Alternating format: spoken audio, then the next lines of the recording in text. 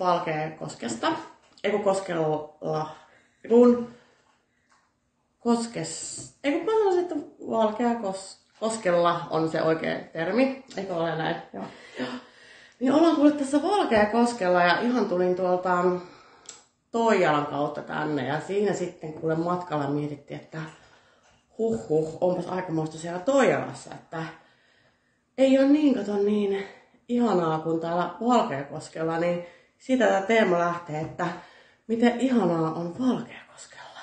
Ja nyt saatte kuulla miksi. Tai ei ehkä mitä kaikkea ihanaa, mutta jos haluaisit muuttaa Valkeakoskelle, niin tässä voisi olla muutama semmoinen pikku tärppi. Tai miksi se nyt sanotaan. No tästähän nyt ollaan siis Hämeen, eli Pirkanmaan. Eiks vaan ole Pirkanmaalla? No kyllä näin voisi sanoa. Niin eli Tampereen kupeessa, niin kuulemma 22 minuuttia ratinaa.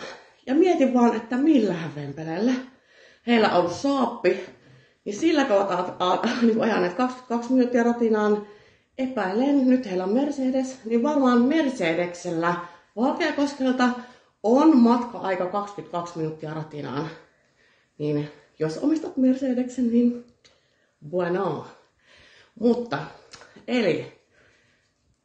Valkeakoskesta muutakin on siis sanottavaa. On sen, että tämähän on siis metsäteollisuuden synnyin sija tavallaan, tai pesä tai kolo, tai mikä nyt ikinä UPM haluaisi itseään nimittää, mutta täällähän se näkyy ja ehkä voi tuoksuakin, en itse haista enää mitään, koska olen tupakoinut niin monta vuotta, niin en haista mitään, mutta sanotaanko näin, että tää on aivan siis mieletön paikka, mutta täällä on myös toinen juttu, mitä emme tienneet, ehkä alussa.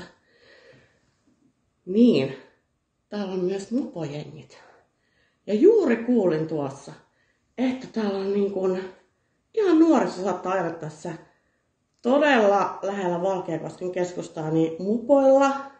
Ja aivan siis tästä tehdään ehkä valitus koko niin kuin tästä yhdyskunnasta, niin kuin, että mitä sitten, kun täällä on mopot ja kaikkea. Mutta siis, ja kulma ei ole takavaloja ja mitä kaikkea siinä on tapahtunut, mutta on niin kuin elämää. Täällä on niin kuin, niin, ja sitten sekin piti vielä sanoa tästä Valkeakoskesta, että täällähän on urheiluseuroja, tai siis on olemassa. Siis täällähän on toi Valkeakosken kun toi jääkiekko. Ei, onko täällä jääkiekko?